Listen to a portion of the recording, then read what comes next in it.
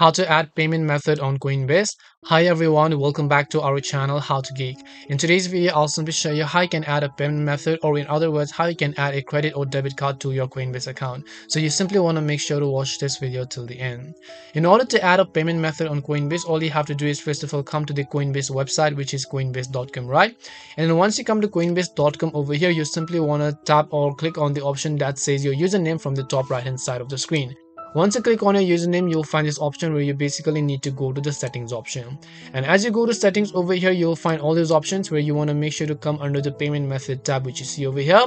Once you're under the payment method, just click on add a payment method here or right over here simply. And then once you click on add a payment method, you should be able to simply go ahead and then add your new payment method. Now in this case, my account is restricted, so I'm not being able to do that. But if your account is not restricted, it will ask you to add your credit or debit card, whatever else you think is convenient for you. And once you've done that, you'll have successfully added your payment method, or in other words, your credit card as well, on the Coinbase wallet application.